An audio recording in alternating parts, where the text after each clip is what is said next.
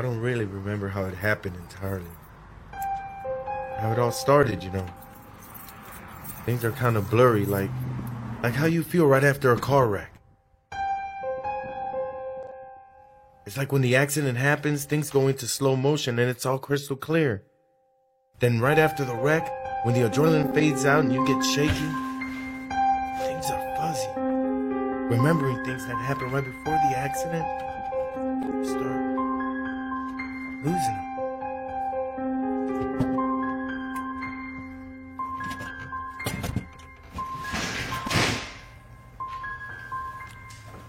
I remember thinking it was some kind of riot going on outside or something at first, the screaming and all. Hey, what's going on here? Hi, what are you doing? What are you doing in my house? I remember thinking about how I could hide back here in the storage area since we had some back stocks of different supplies.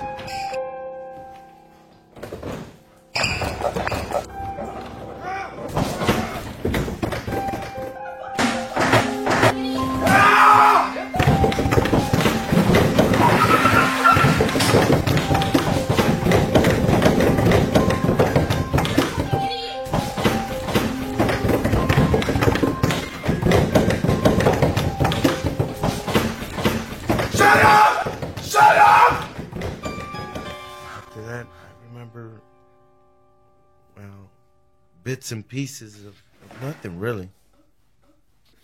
I'll be safe in here.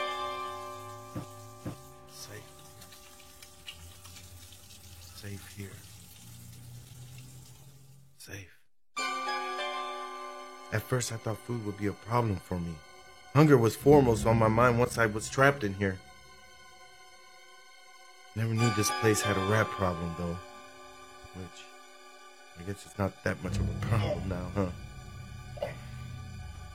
Can't be much of a cook in here, though. Can't start a fire, and even if I did, I'll be taking a chance on being noticed or probably suffocating myself like an idiot. Plus, I feel like I need all of it anyway. If I cooked it, I might be losing something I need to live on for a few more days.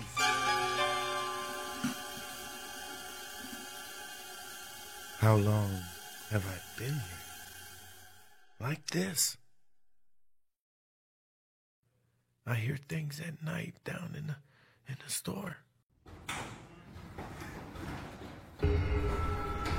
Stop it!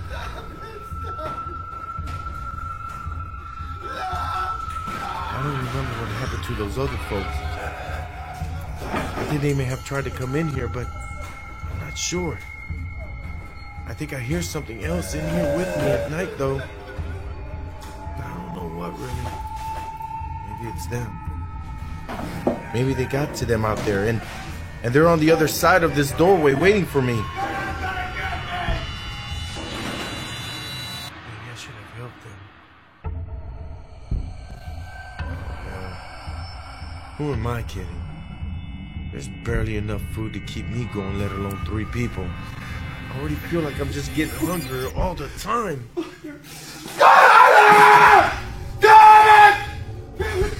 starting to feel trapped in here. Like I couldn't get out of here, even if I wanted to. I mean, I can't live on raw meat forever, right? I gotta get out of here. I gotta have something else to eat. Take! Get out of here! Sad to say it, but every time it feels like it could be my last meal. Get anybody! Still hungry. Still so hungry. So hungry. The scariest part is, I never even knew it happened.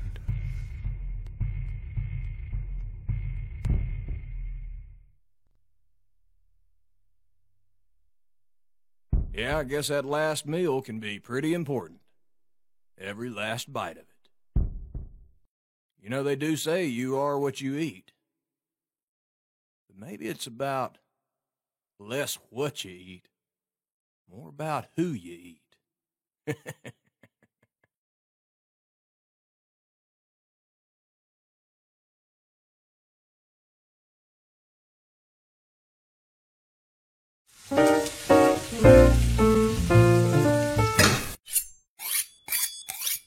My name is Tom Stone. I've been told having a hobby helps, so I started cooking after everything happened. Well, it seems they were right about it too. I found a hobby that really makes me feel like I'm doing something, making a difference. A real difference. Doing this changes me on the inside somehow. It's kind of like how you feel when you help change things on the outside, too. It keeps me from getting angry at the things I can't change. Mainly so I can keep concentrating on those things that I can change.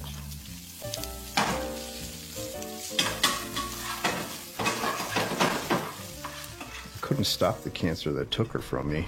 I couldn't go back in time and keep her from all those people that smoked around her at work.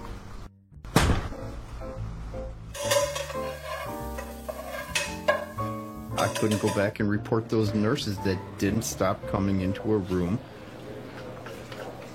with smoke still clinging to their clothing from their last break.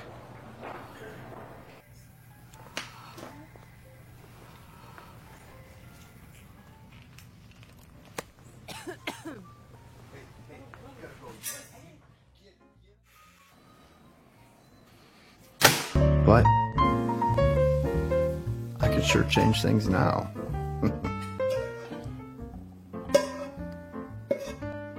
I guess that's what really calms me.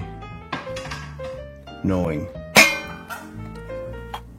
that I can make sure this thing does not happen again.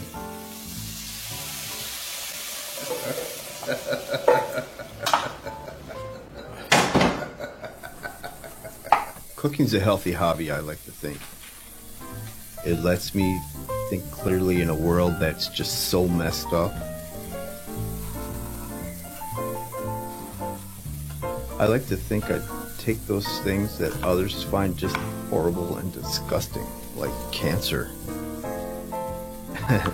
and liver, and change them into something sometimes even beautiful. I've heard turmeric helps to stave off cancer in some people. That's strange. Something that sounds so much like tumor, preventing tumors. It amuses me. I don't know why, but it's an exercise like preventative medicine.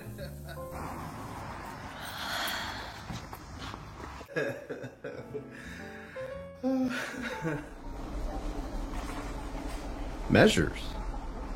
Preventative measures. Yeah.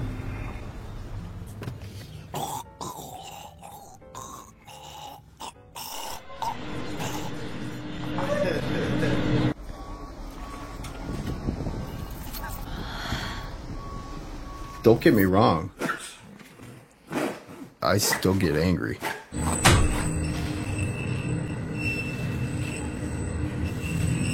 What do you want? No! Come on.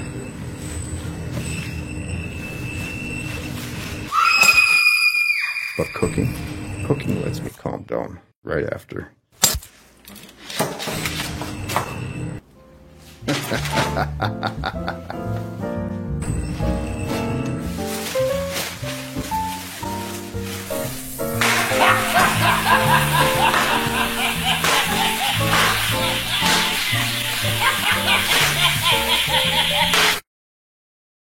Cooking calms me.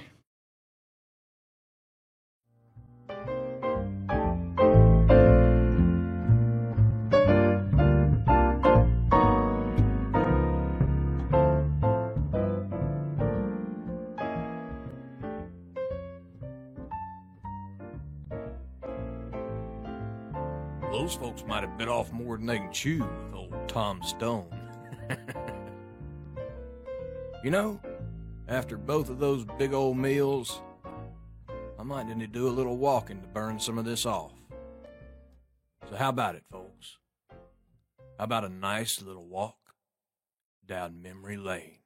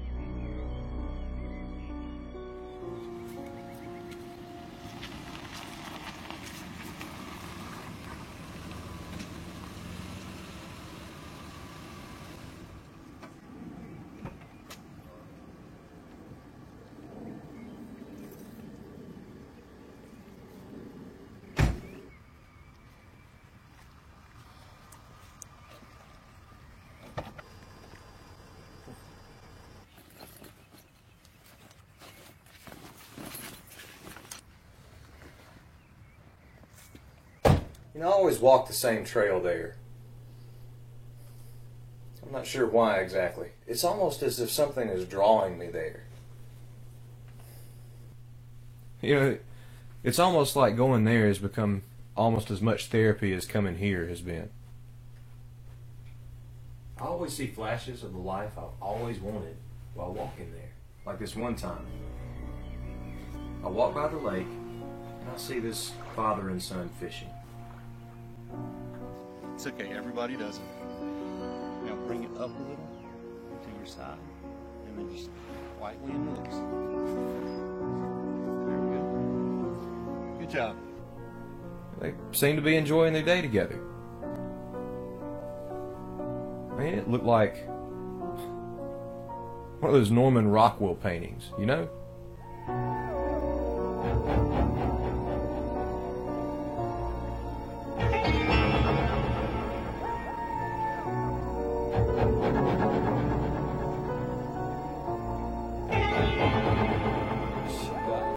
You really think I'm making all this stuff up? Yes. You've told me about them before. I guess they just stick out in my memory for some reason. Interesting. Have you ever thought about these things you see at the park objectively? What's that mean? Well, do you ever feel like the perfect scenes you describe witnessing at the park are maybe just a little too perfect? Too perfect to be real, that is?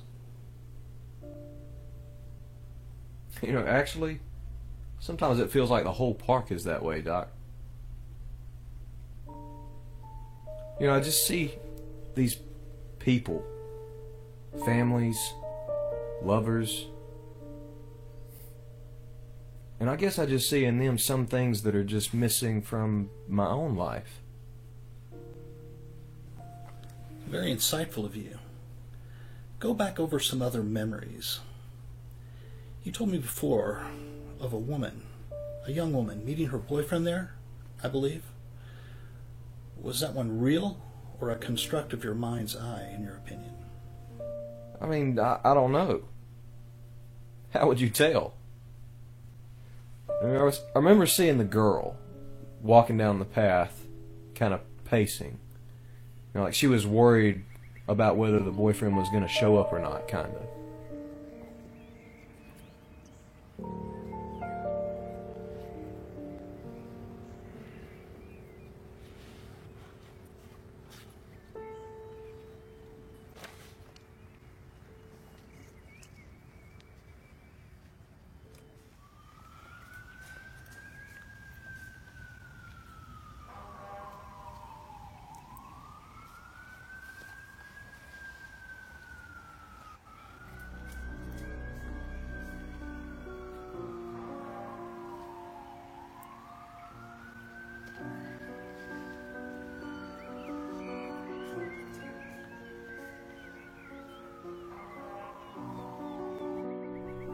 But then the boyfriend shows up on the path to relieve her anxiety, flowers in hand.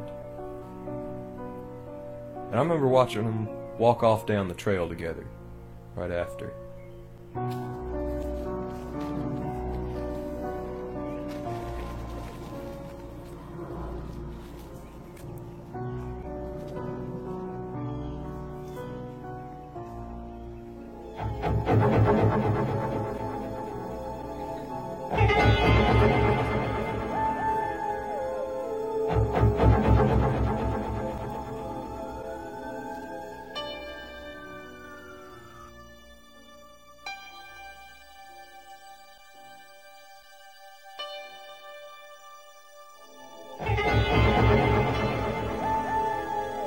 Real or constructed in mind's eye? Some things that are just missing from my own life. Was that one real? Was that one real? I see.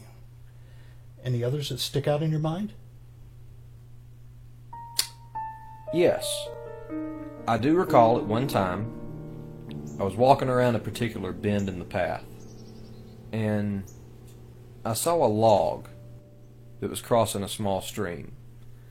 I remember thinking to myself, if I was one of those health nut jogger types, that I would totally add stuff like that into my run.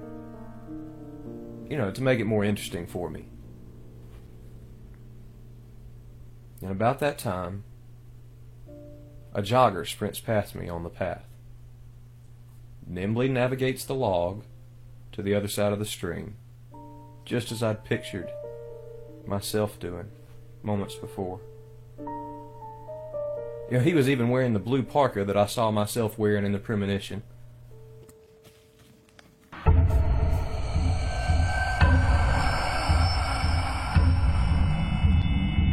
is actually happening around you? Well, shit, Doc. You really think I'm making all this stuff up in my head? So you can see why I might question whether or not these happy memories in the park are not just fabrications then. Pictures of a perfect world you want to exist, but possibly does not. I guess so. I mean, that's normal, right? It's just regular daydreaming. Sure, but it begs a question of what is actually happening around you while your mind wanders. And where did the daydreams stop? Okay. I see what you're saying there. Do you? Because while daydreaming itself is fairly harmless, not paying attention to reality can be considered the basis for a developing delusion. As in, if I don't realize this stuff is happening, that could cause problems, and that would be bad, right? Maybe, maybe not. My suggestion for you this week is to go to the park and enjoy it as it really is. But see what is really happening. And we'll talk next time about what you find out. Okay, will do, Doc.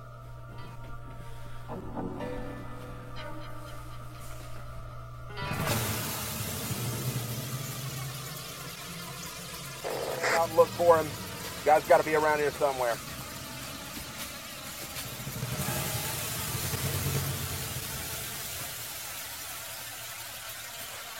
Look, there he is. Tell him stop. Too perfect to be real, that is.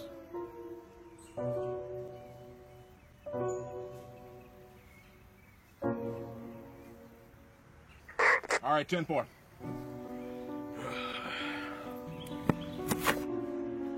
Hey, officer!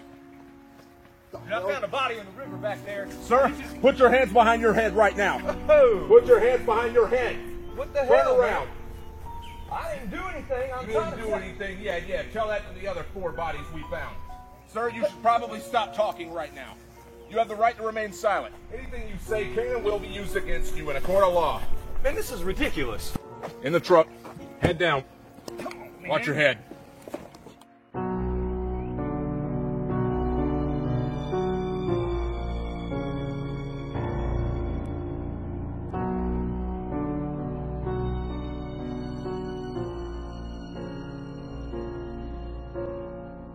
Yeah, it sure is funny how a fellow's mind can play tricks on him.